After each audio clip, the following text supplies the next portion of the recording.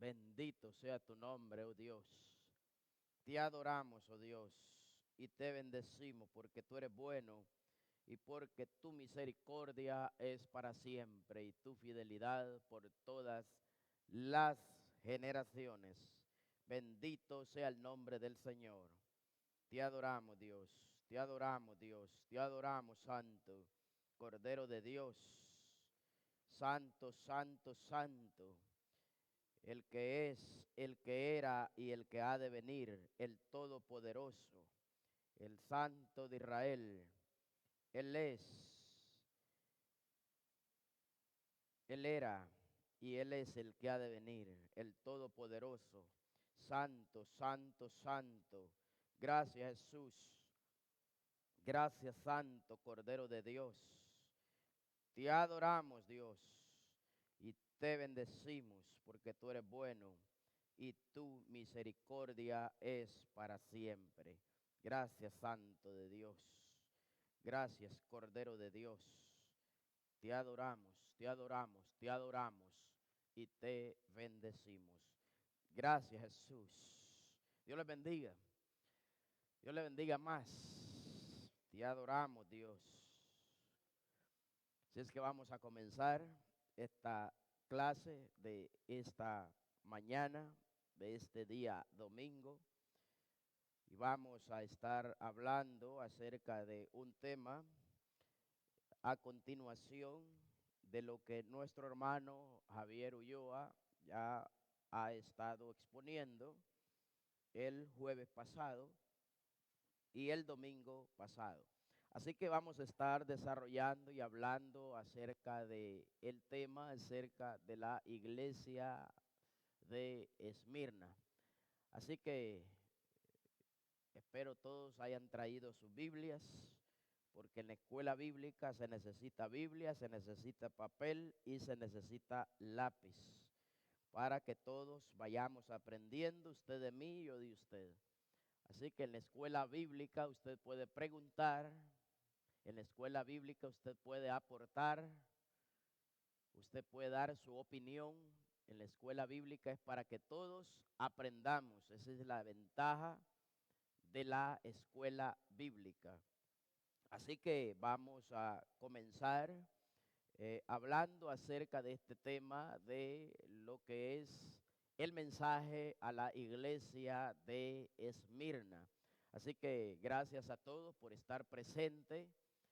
Todos ustedes sean bienvenidos a la casa de oración, al templo. También a todos los hermanos, amigos que nos sintonizan a través de la página del Ministerio Presencia de Dios. Sean todos ustedes también bienvenidos, los que nos ven a través de las redes sociales de Facebook, de la plataforma de Facebook. Sean ustedes bienvenidos y todos los que están en el área de Duval, aquí en el área de Jacksonville, y que no tienen una congregación donde puedan reunirse junto a los hermanos, junto a la iglesia del Señor, pues están y son bienvenidos a esta casa en la 2361 de la Corte Row, aquí en Jacksonville, Florida. Iglesia Presencia de Dios con el pastor Omar y su esposa Ruth Peralta. Así que puede hacer de esta su casa. Bienvenidos todos y vamos a dar comienzo. Como decía nuestro hermano Héctor, ¿dónde están los que quieren aprender en la escuela bíblica? ¿Dónde están los maestros? Decía él. ¿Dónde están los diáconos? Decía él. ¿Dónde están los sugieres? Decía él. ¿Dónde están los líderes? Decía nuestro hermano Héctor el jueves pasado. Y gracias al Señor, pues estamos los que estamos y somos los que somos. Pues la mies es mucha, más los obreros son pocos.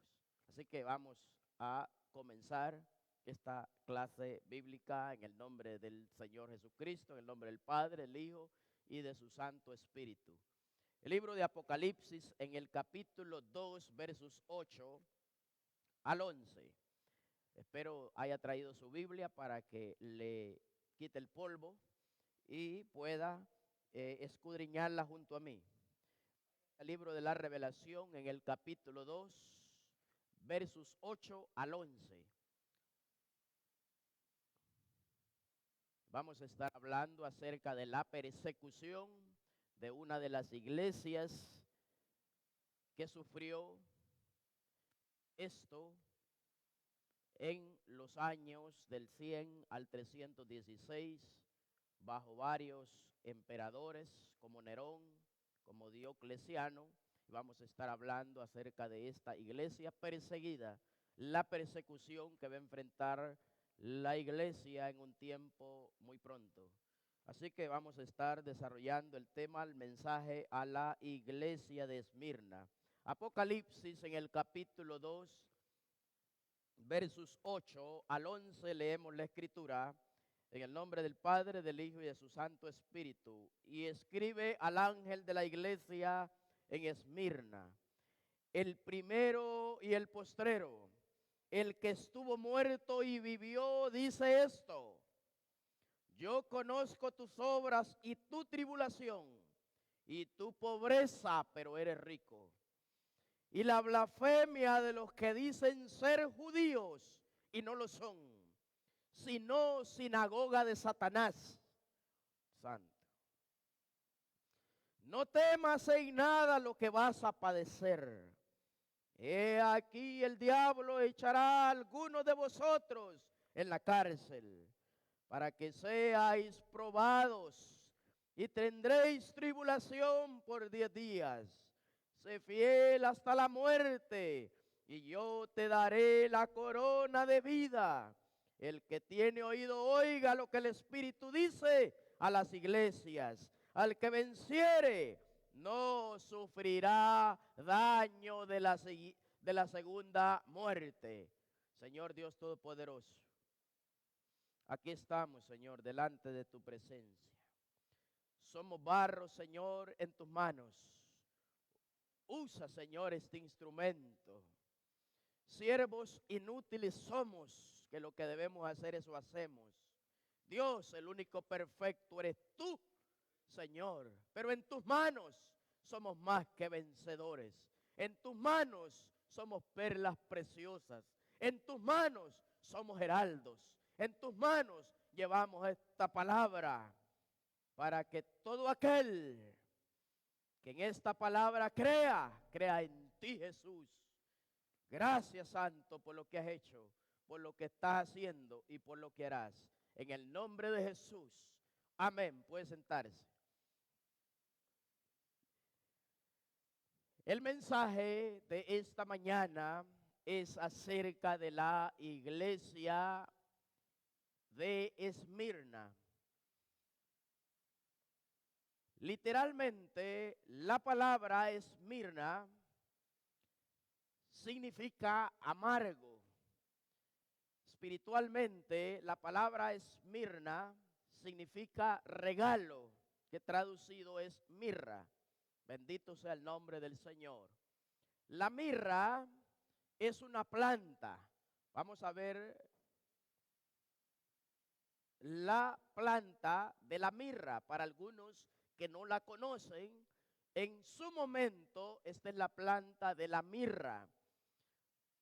La mirra destila un aceite. Ese aceite es sacado de esta planta de la mirra, el cual contiene ciertos elementos curativos, incluyendo un aroma, el cual pues es puesto en los hogares para eliminar ciertos malos olores que existe en algunas casas por motivos de algunas personas cocinan y entonces esos olores se extienden por toda la casa. Entonces, a veces se usa canela, a veces se utilizan algunos aromatizantes químicos, pero la mirra es utilizada en el Medio Oriente, en Jerusalén, en Israel, para eliminar este tipo de malos olores. La mirra también es utilizada para embalsamar a los muertos, el cual se realiza o se pone en el cuerpo del difunto para eliminar los malos olores que tira el cuerpo ya en descomposición. La mirra también es utilizada para los enjuagues bucales, para algunos problemas de infección bucal. La mirra es utilizada para eliminar algunos dolores, bajar la fiebre, entre otros. Es de mucho precio en el Medio Oriente este aceite. La mirra fue uno de los presentes que llevaron aquellos varones cuando supieron a través de la astronomía de la estrella que el Salvador había nacido. Fue uno de los presentes que ellos llevaron, incluyendo el oro, el incienso y la mirra. La mirra es utilizada también de forma de anestésico o de anestesia, el cual se incluye dentro de algunas gotas en el vino de estas personas y lo ingieren. La mirra es sacada de la corteza de este árbol, el cual conlleva cierto proceso. ¿Cuál es el proceso para que sea un olor aromatizante? ¿Cuál es el proceso para que pueda salir el aceite de esta planta de la mirra? Por ejemplo, para las personas o las casas que lo utilizan para desinfectar la casa de los malos olores, para primero ponerlo ahí en la sala, en el cuarto, primero deben de cortar de la corteza, del tallo, de la mirra, y eso gotea, el cual va produciendo un endurecimiento, y eso cuando está duro, eso se saca y después se pone en el lugar donde se va a quemar. Eso se quema, para que usted vaya entendiendo el proceso de la mirra. Para que tire un buen olor, primero se debe de quemar. ¿Y por qué entonces a la iglesia de Esmirna traducido es mirra? Traducido es amargo. Porque entonces precisamente en el año 100 al 316 fue entonces que esta iglesia recibió la persecución. Bendito sea el nombre del Señor. Te adoramos, Dios. Para que usted vaya entendiendo que para el hombre y la mujer de Dios tiremos ese aceite, esa mirra, primero debemos de ser probados. Primero debemos de ser machacados para que entonces salga esa pureza del aceite que Dios ha depositado en usted y en mí. Para que entonces salga esa fe genuina que Dios ha depositado en usted y en mí. Pero primero debemos de ser machacados, pasados por el trapiche. Para que el oro sea oro, primero debe de ser probado y pasado por el fuego. Bendito sea el nombre del Señor.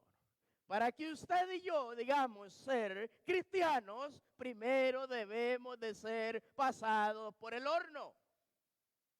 Aunque la Escritura nos promete que no nos vamos a quemar.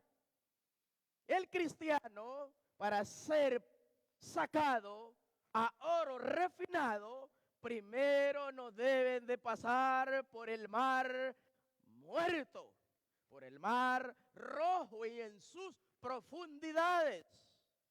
Por eso es entonces que al cristiano se nos aconseja que no siempre nademos en la orilla, sino que vamos mar adentro, porque allá adentro el enemigo no puede nadar.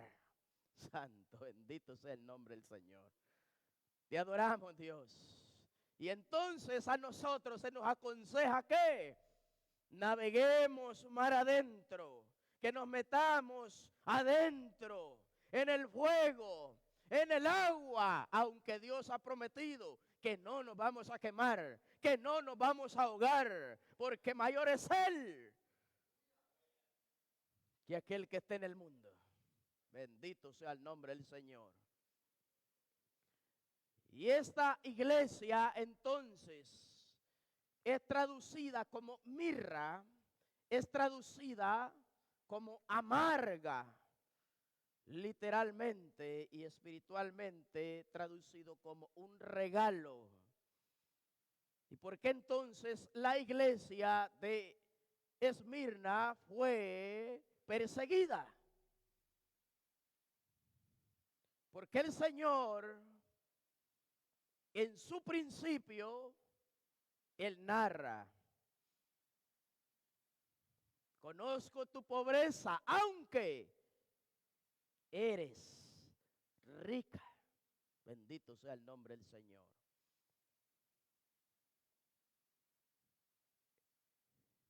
Del año 100 al 316, hubieron dos personajes que marcaron la historia de la iglesia. ¿Cuál iglesia? La iglesia primitiva. Recuerde que la iglesia viene desde antes. La iglesia puso Jesucristo, la fundó Jesucristo. La iglesia, Dios no le puso nombre. Primero, para denominarse la iglesia o los cristianos, primero se llamaban los del camino, los seguidores de Jesucristo. Por eso es que Dios no le pone nombre a la iglesia. Usted y yo le ponemos que la iglesia pentecostal, que la iglesia bautista, que la iglesia metodista, que los testigos de Jehová, que los católicos, que los evangélicos, que los... y un montón de nombres. Pero Cristo no le pone nombre porque Él conoce a sus escogidos. Y Él nos ha puesto un nombre nuevo. Bendito sea el nombre del Señor. Y entonces marca la historia de la iglesia perseguida, que es la iglesia de Esmirna. Dos personajes que vamos a verlo, quizás en algún momento usted los ha visto por las redes sociales, por Google, por YouTube, el cual lo miramos en la pantalla a uno de estos personajes. Y cuando usted ve a esos personajes, inmediatamente su mente se traslada a Nerón. Nerón fue uno de los personajes que persiguió a la iglesia de Jesucristo. Nerón fue uno de los emperadores que más daño le causó a la iglesia. ¿Por qué? Porque le incomodaba la verdad del evangelio de Jesucristo. Porque le incomodaba que Jesús se hacía pasar por el Hijo del Dios viviente. Porque Jesús le incomodaba que Jesús confrontaba todo un imperio, el cual en ese momento era el imperio romano. Porque le incomodaba que Jesús hablaba acerca y confrontaba el pecado de todos los religiosos. Cuando hablo de religiosos, estoy hablando que Jesús y sus discípulos confrontaba el pecado del Sanedrín. Confrontaba el pecado de los sumos sacerdotes. Confrontaba el pecado de todos los sacerdotes del área. Confrontaba el pecado de los saduceos. Confrontaba el pecado de los fariseos. Estos personajes no eran cualquier persona. Eran doctores de la ley, de la Torá, del Pentateuco. Eran personajes estudiosos de las Escrituras. Eran personajes no cualquiera. Eran personajes que conocían de Yahweh, de Adonai, de Elohim Hachem. Eran personajes que conocían a perfección la ley mosaica. Eran personajes que conocían perfectamente los dos Talmudes, el Talmud de Jerusalén y el Talmud babilónico. Eran personajes que conocían perfectamente la Torá. Los primeros 5 libros que aparecen en su Biblia. Entonces, este hombre se opuso al evangelio de Jesucristo y mandó a perseguir a los hombres que Jesús había establecido como fundamento de la iglesia, como las columnas. Usted ve un templo debe de tener columnas para su soporte. Su casa debe de tener columnas para su soporte. Y Jesús, para fundar su iglesia, tuvo primero que establecer columnas. Y esas columnas primero debían de ser instruidas. ¿Por quién? Por el maestro.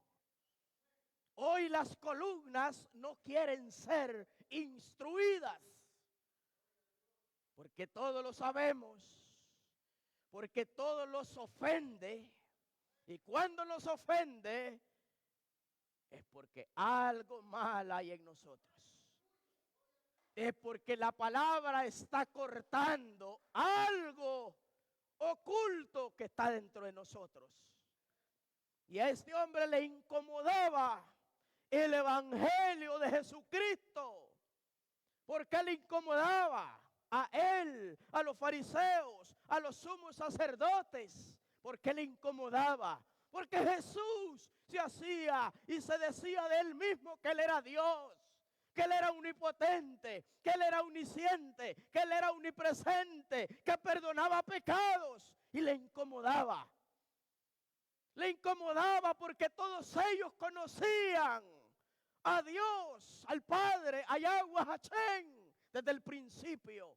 Conocían al Espíritu Santo, pero no conocían acerca de Él. Aunque el tabernáculo hablaba de Jesús, aunque el arca hablaba de Jesús, aunque la Torá hablaba de Jesús, aunque los profetas hablaban acerca de Jesús, aunque las escrituras hablaban acerca de la persona de Jesús, ellos lo desconocieron.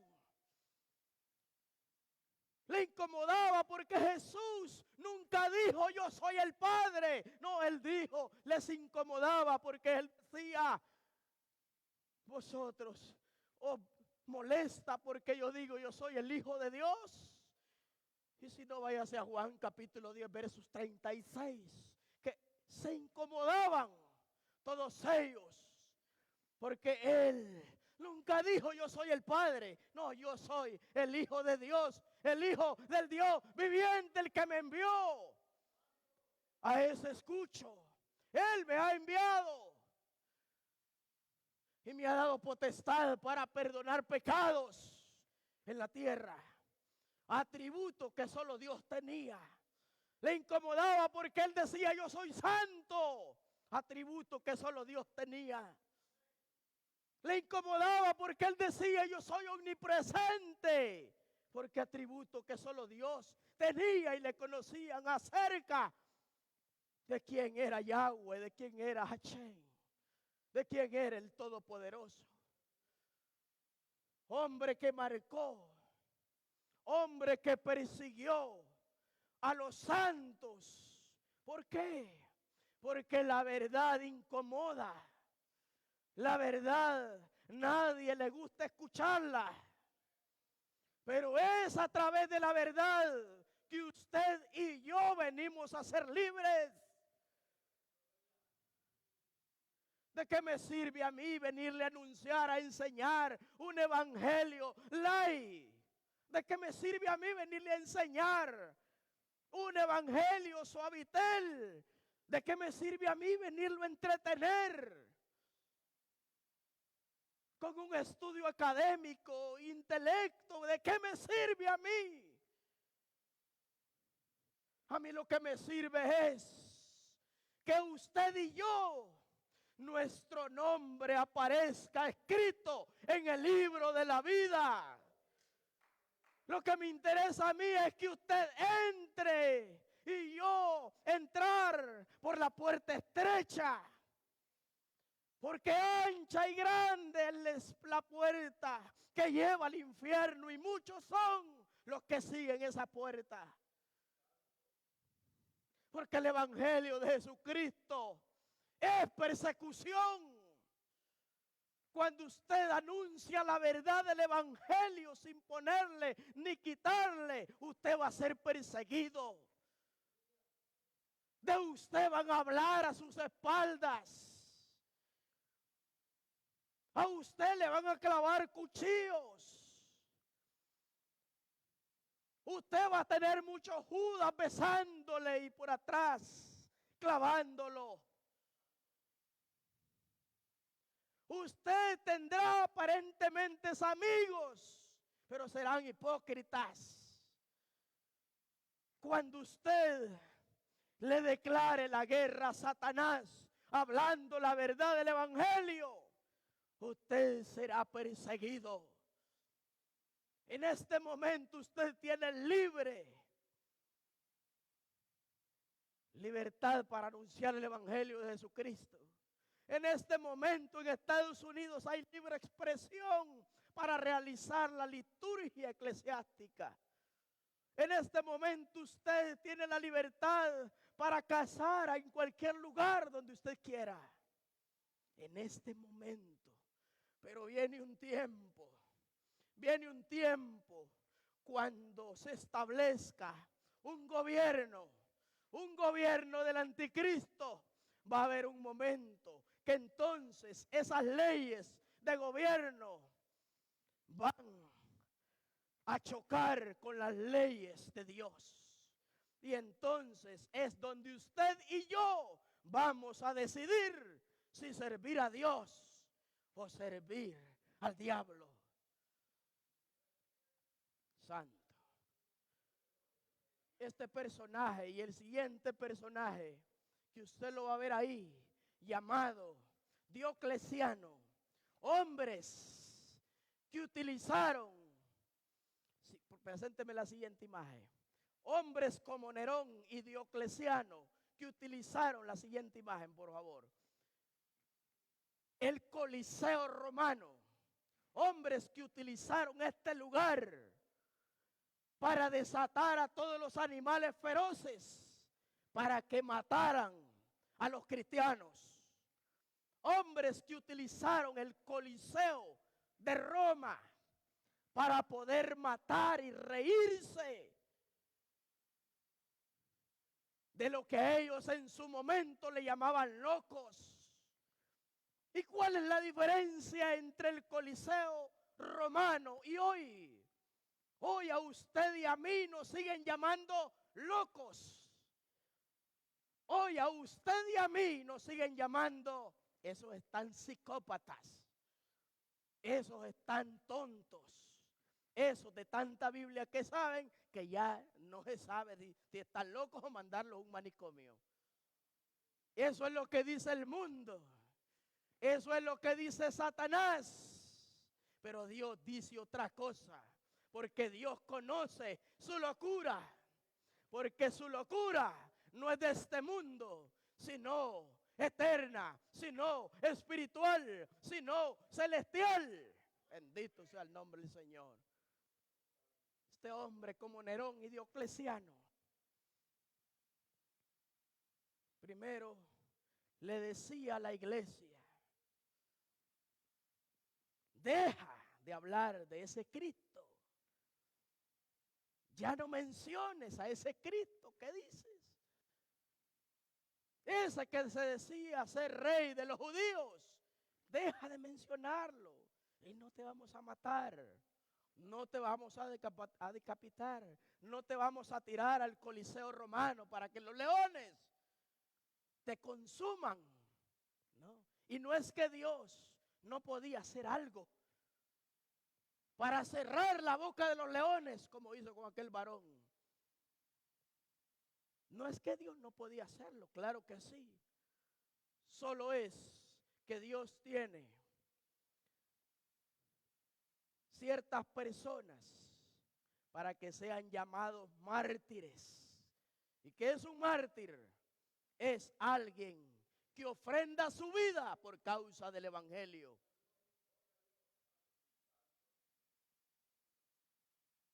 Estos hombres de gobierno desechaban al pueblo de Dios porque confrontaban su pecado, porque le llamaban a que dejaran la idolatría,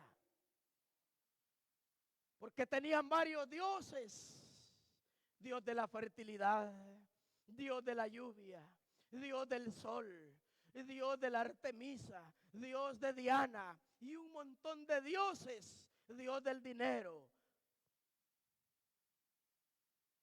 Y ellos confrontaban que dejaran la idolatría, que solamente existía un Dios y soberano Dios.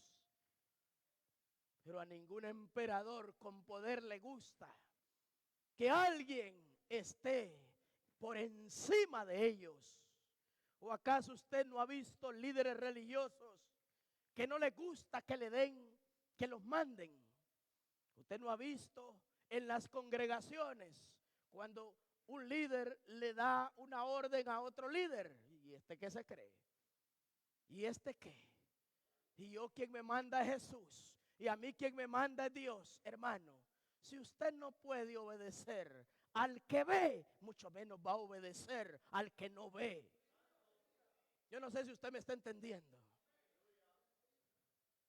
Si usted no puede sujetarse al que tiene a su lado, que es carne y hueso como usted, mucho menos se va a sujetar a aquel que no ve.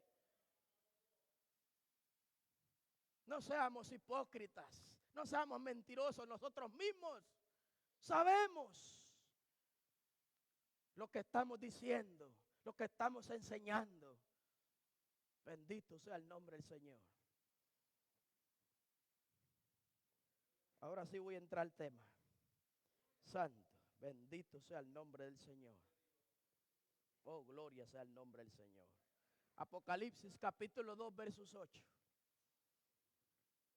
Escribe al ángel de la iglesia de Esmirna. Escribe al ángel de la iglesia de Esmirna y diles esto: que yo soy el primero, que yo soy el postrero, que yo soy el que estuve muerto y ahora vive. Diles esto. ¿Quién era el primero y quién era el último? Eso les chocaba a los fariseos. Eso les chocaba a los del Sanedrín. Eso les chocaba al credo religioso. Porque él decía: yo soy el primero, yo soy el postrero, yo soy el alfa y el omega, yo soy el principio y el fin. Yo soy el que estuve muerto, yo soy el que ahora vive. Diles esto. Les chocaba, porque ese es otro atributo que solamente Dios se le decía y lo tenía desde el principio.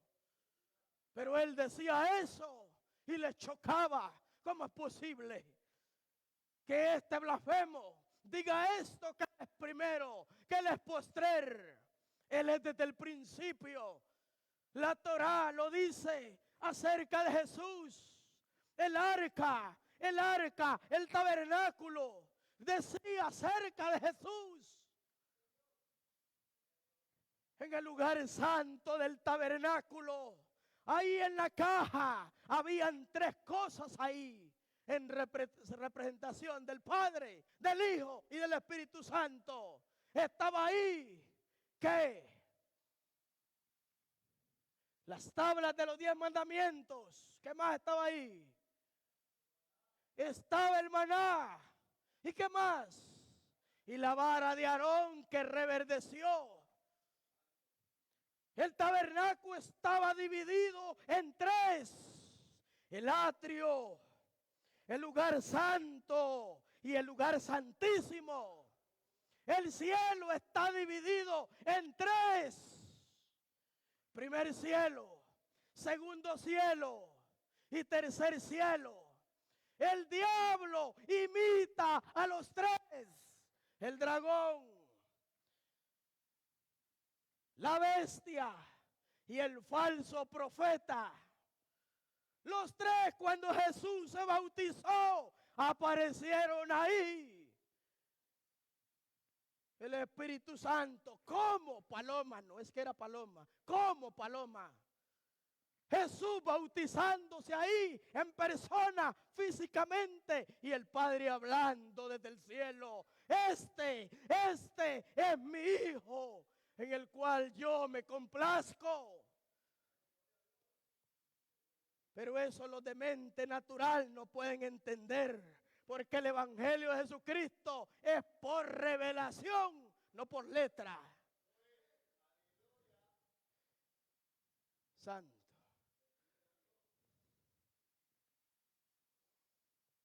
Escribe al ángel: yo soy el primero y yo soy el postrero, el que estuvo muerto y vive, dice esto. Jesús estuvo muerto. ¿Por qué entonces Él no era el Padre? Porque la Escritura dice que el Eterno, que el Padre, nunca muere. Él no puede morir, porque Él es Dios, Él es soberano, Él es inmutable, Él es espíritu, Él es verdad. Pero Jesús sí murió, pero resucitó y vivió y ahora vive. Por eso usted y yo no tenemos un crucifijo ahí, mostrando a un Cristo muerto, a un Cristo vencido.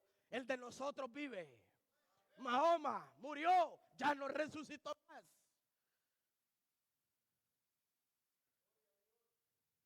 Buda murió, ya no resucitó más. El filósofo Carlos Darwin, famoso por su inteligencia filosófica, donde dice que el hombre desciende del mono, murió y ya no resucitó más. Pero el Jesús que usted y yo seguimos, ese sí murió, pero resucitó y venció la muerte y le quitó las llaves al diablo y a la muerte. Y Él ahora tiene la autoridad. Bendito sea el nombre del Señor. Él es el primero y el postrero. Él es el primero y el último. Él es el alfa y la omega. ¿Por qué el alfa y la omega? Se lo explico ahora mismo. Presente la siguiente foto. Bendito sea el nombre del Señor. Este es el abecedario griego. El abecedario griego contiene la primera letra A, alfa, y la última letra es la O, omega. ¿Por qué entonces el alfabeto griego, la A y la O es la primera y la O es la última? Por eso él se constituye el alfa, el principio, y el fin y la omega. Bendito sea el nombre del Señor. Y no hay nadie como Él. Él es poderoso. Él es desde el principio. Él era, Él es y ha de venir. Por eso a Juan se le dice desde el comienzo: escribe las cosas que has visto, y las que estás viendo y las que verás después de estas. Porque Él es el principio, el primero, y Él es el postrer, y Él es el último.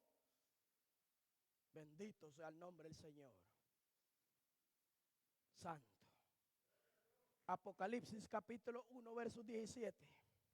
Dice Juan: y cuando lo vi, caí como muerto a sus pies. Y Él puso su diestra sobre mí diciéndome: no temas, yo soy el primero y yo soy el postrero.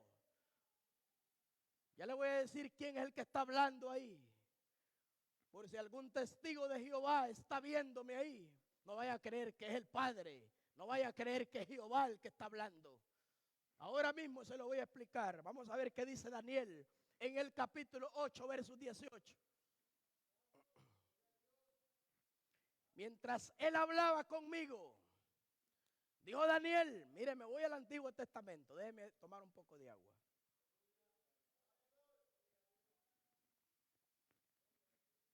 Daniel capítulo 8, versos 18. Mientras él hablaba conmigo, caí dormido en tierra sobre mi rostro y él me tomó y me hizo estar en pie. ¿Quién era el que hablaba? Mientras él hablaba conmigo.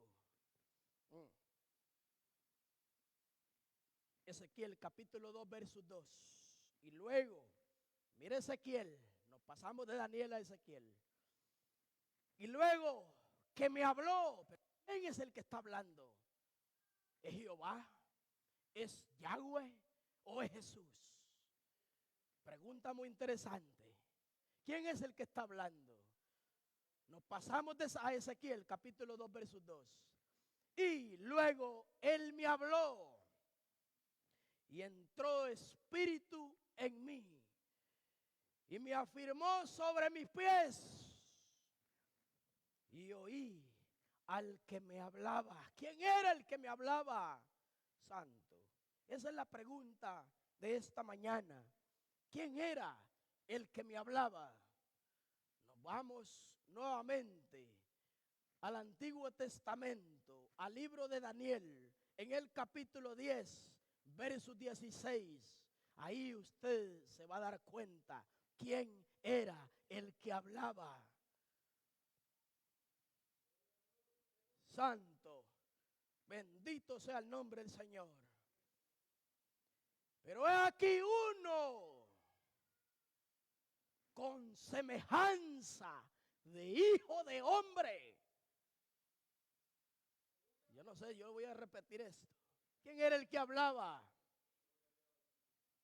Pero he aquí uno con semejanza de hombre. Bendito sea el nombre del Señor. Ve que la Biblia no necesita de su interpretación, ni mi interpretación. Ella misma se da la respuesta y le da la respuesta a todo lector. Y he aquí uno con semejanza de hijo de hombre, de hijo de hombre. ¿Y por qué los fariseos se enojaban con Jesús? Porque decía esto precisamente, que él era el hijo del hombre. Juan, capítulo 10, versos 36. ¿Qué dice, hermano Juan Linares? ¿Qué dice? Santo.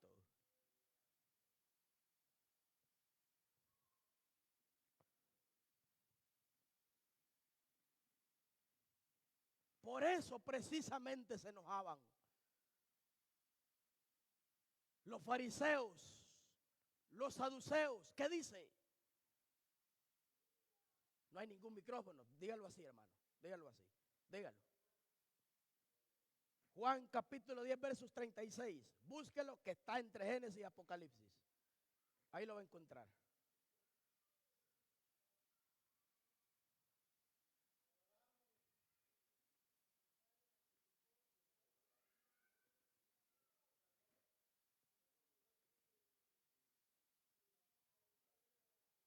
Vosotros decís, tú blasfemas, porque dije, hijo de Dios soy. Vosotros fariseos me estáis acusando porque yo digo, soy hijo de Dios.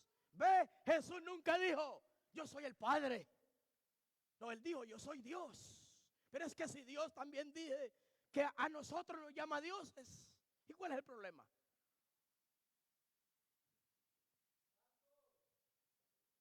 Ahora yo no le digo al hermano Juan, vosotros sois Dios. No, sencillamente yo le digo, usted es bien inteligente, usted tiene la sabiduría de Dios, usted es bien sabio. Pero Dios nos llama, vosotros sois dioses. Y entonces, ¿por qué me acusáis? Les dice Jesús. Porque yo digo, soy hijo de Dios. ¿Por qué me acusáis? ¿Por esto? ¿Cuál es el problema? Santo. Oh, gloria sea el nombre del Señor.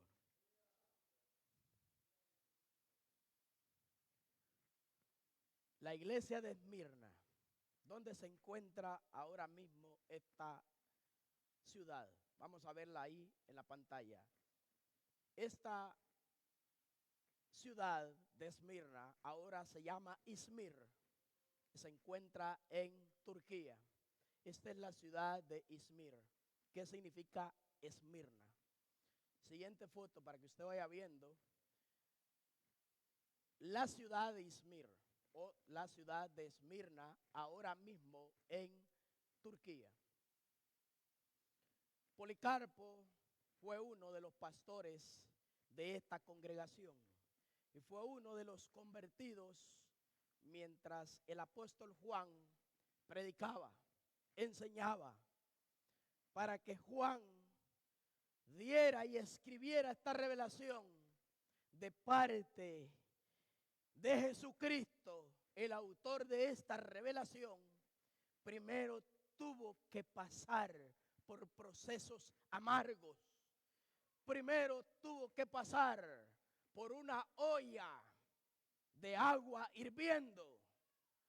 Primero tuvo que pasar por diferentes procesos, tribulaciones, para que saliera la esencia de la mirra de él. Ese es el precio que tuvo que pagar. Y si usted nota, a esta congregación Dios no le condena, le hace elogios de su pobreza, literalmente hablando, pero rica espiritualmente. Y hoy, ¿cómo estamos? Nosotros por tener una casa que la acabamos de comprar, nos creemos ricos, nos creemos Donald Trump, ¿sí o no? Nosotros por haber comprado un carro nuevo, ya nos creemos ricos. Ya nosotros por andar un anillo de oro, ya nos creemos Gucho Domínguez. ¿O me equivoco? ¿O solamente soy yo? Nosotros por tener una cuenta con $10,000 en el banco, ya creemos que somos más que la hermana Adis, que somos más que el hermano Juan. Ya los creemos la última Coca-Cola del desierto. ¿O me equivoco? Déjeme decirle que esa no es la verdadera riqueza. La verdadera riqueza es la que usted y yo ganamos allá en el cielo. Hermano Marlon, ¿y cómo se gana esa riqueza? Ayudando al prójimo, ayudando al necesitado. No volteando la cara al que necesita. Con obras de caridad. Y no es que nos salven, no, pero es parte de la fe. Es parte del proceso del cristiano. La verdadera riqueza se hace allá en el cielo, donde el ladrón no puede entrar, donde el ladrón no puede robar. Pero nosotros creemos que la riqueza es aquí. No, amado hermano. No, esas son bendiciones que Dios nos permite como un préstamo, como mayordomos, como buenos administradores, mientras estamos en el cuerpo aquí en la tierra. Y que a veces eso nos hace alejar de Jesucristo. Usted no ha visto personas que en la pobreza literal le claman a Dios, le prometen a Dios, y cuando Dios los bendice, se olvidan de Dios. O solo yo he visto cristianos que en la tribulación son tan pedigüeños que le piden solo a Dios. Y cuando Dios les provee, adiós Dios, se fue Dios. Por eso es que bien merecido es cuando cantamos aquellas alabanzas aquí, hipócritamente cuando decimos todo se lo debo a Dios. Sí, porque todo se lo debemos a Él. Somos deudores, todo se lo hemos robado a Él. Todo se lo debo a Él, sí. En eso no mientes. En eso no mentimos. Porque somos unos verdaderos ladrones. En eso no mentimos. Todo se lo debo a Dios.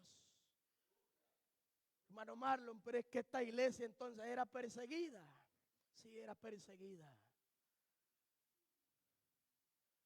Desde el año 100 hasta el 316, por Nerón, por Diocleciano, persiguió a la iglesia de Jesucristo por anunciar el evangelio de salvación.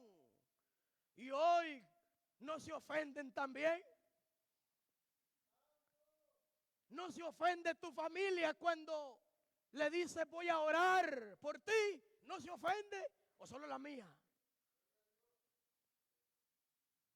No se ofende tu familia cuando en Navidad tú quieres hacer una oración para acordarse de Jesucristo. No se ofenden contigo porque lo que hay es bebida, lo que hay es traje, lo que hay es luces, lo que hay es hartazón, pero menos a Jesucristo. A Jesucristo se le ha olvidado.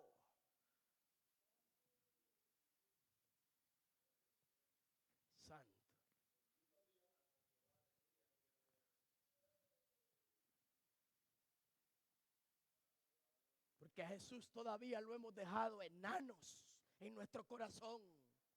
Esta iglesia sufrió porque desde que Jesús entró a su corazón iba creciendo en ellos.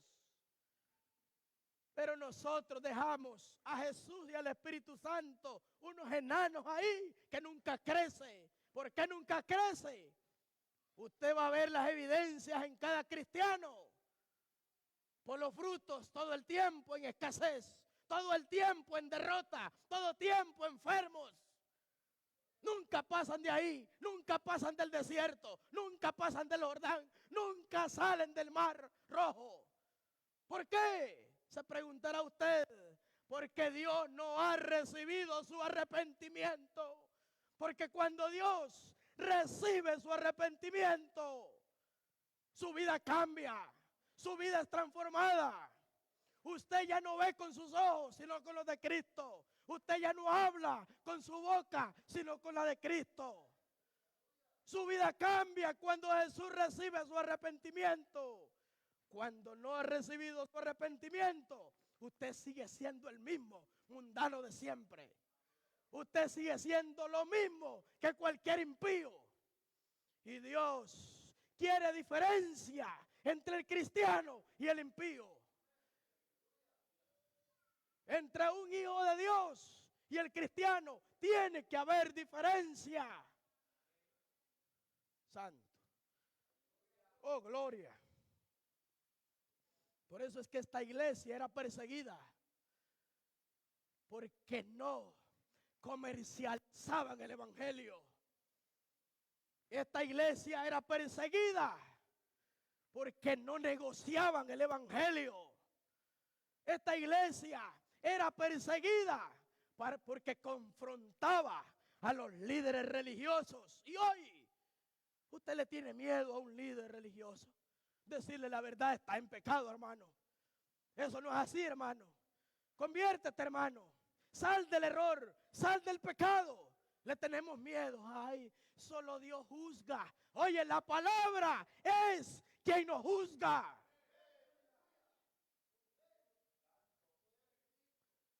¿O es que Jesús no decía generación de víboras? ¿Hasta cuándo? Decía Juan también. Jesús mismo, sepulcros blanqueados. no decía lo mismo.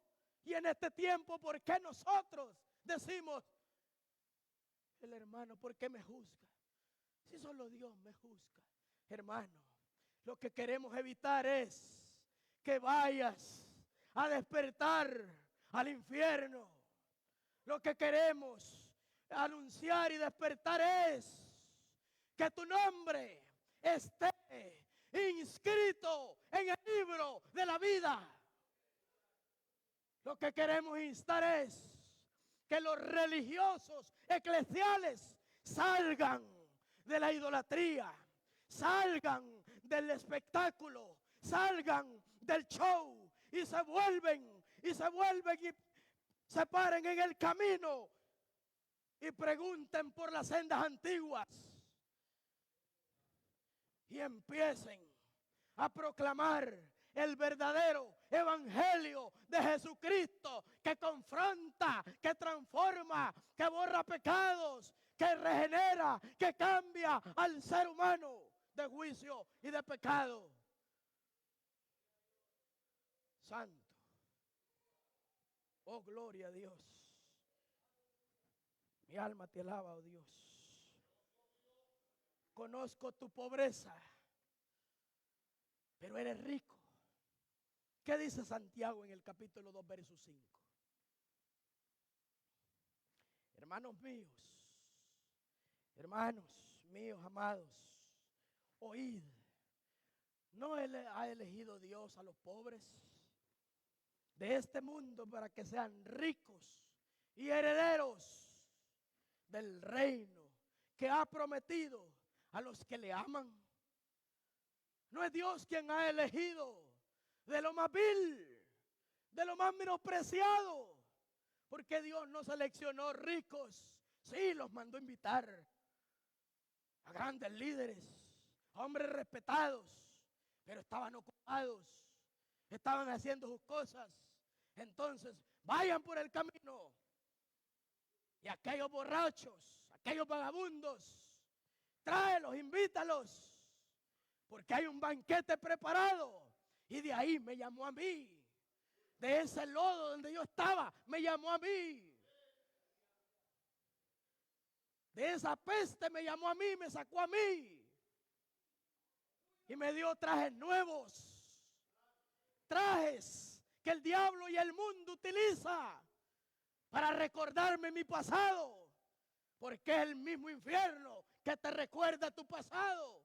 Pero cuando te recuerda el enemigo tu pasado, recuérdale a él su futuro, fuego y azufre eterno.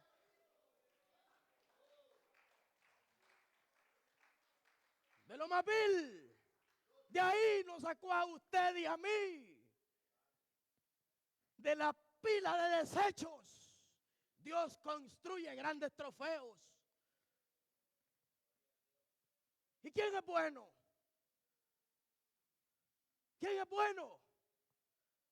¿Quién? Solo uno, Dios. ¿Quién? Hay uno. ¿Quién es bueno?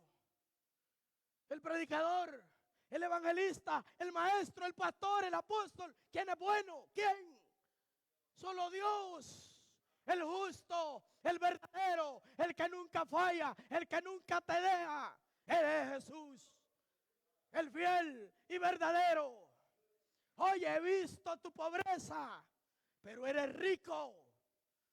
Literalmente te pueden despreciar medio mundo, los líderes, tu familia, siempre y cuando no te desprecie. Jesús es más que suficiente.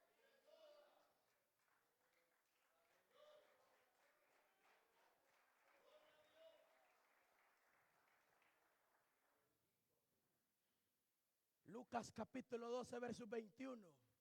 El que hace tesoros para sí mismo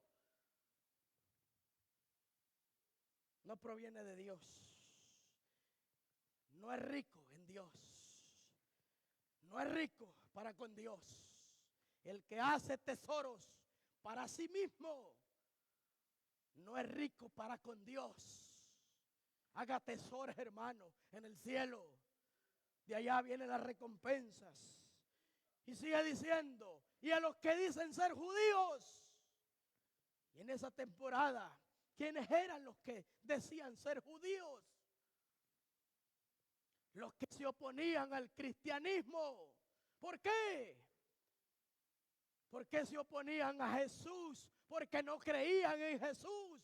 Creían en el Eterno, porque lo conocían desde el principio, que hablaba con Moisés, que hablaba con Abraham. Conocían al Espíritu Santo, porque descendía sobre los profetas e iba de nuevo.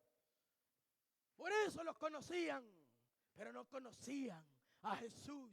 Por eso es que el Nuevo Testamento, el libro de Hechos, os manda que se bauticen en el nombre de Jesús, porque en ellos no conocían de Jesús.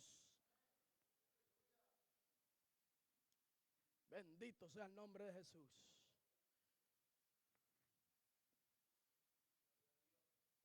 Pero usted y yo conocemos al Eterno, conocemos a Jesús y conocemos al Espíritu Santo, porque mora en nosotros.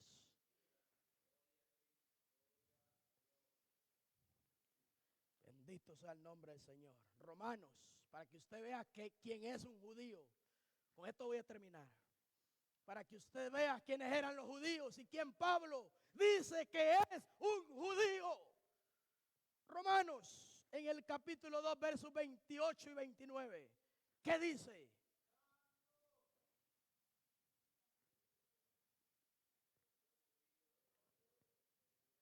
Pero no es judío el que lo es exteriormente, ni es la circuncisión la que se hace exteriormente en la carne, sino que es judío el que lo es en lo interior, en la circuncisión del corazón, en el espíritu, no en la letra. La alabanza del cual no viene de los hombres, sino de Dios. No es judío el que lo es exteriormente por la letra. Es judío el que lo es interiormente por la fe en Jesucristo. Ese es ser judío. Bendito sea el nombre del Señor. Porque nos hemos constituido un solo cuerpo. Por eso es que Jesús mismo dice, ya no hay judío ni griego ni la cita. Ya no hay tribu, ya no hay negro ni blanco. Todos los que venimos por la fe, por la gracia de Jesús, los constituimos el cuerpo, los constituimos la novia, los constituimos la esposa, nos constituimos la iglesia del Señor. Santo. Oh, gloria sea el nombre del Señor. Sigue diciendo, para terminar, Apocalipsis capítulo 2, versos 11. Al que venciere, no sufrirá la segunda muerte. Al que venciere, no sufrirá la segunda muerte. Pero la pregunta es, ¿y quién es la segunda muerte? La pregunta es, ¿y qué es la segunda muerte? Respuesta, Apocalipsis capítulo 20, versos 14. Esa es la segunda muerte. ¿Qué dice Apocalipsis capítulo 20, versos 14? ¿Y qué dice Apocalipsis capítulo 21, versos 8? Ahí está la respuesta. ¿Quién es la segunda muerte? Apocalipsis 20, 14 y Apocalipsis 21, 8. Esa es la segunda muerte. ¿Cuál es la segunda muerte? El lago de fuego. Y la muerte y el Hades fueron lanzados al lago de fuego, que es la muerte segunda. Apocalipsis 21, 8. Pero los cobardes e incrédulos, los abominables, y los homicidas, y los fornicarios, y los hechiceros, y los idólatras y los mentirosos tendrán su parte en el lago de fuego y azufre, que es la muerte segunda. Póngase de pie. Bendito sea el nombre del Señor.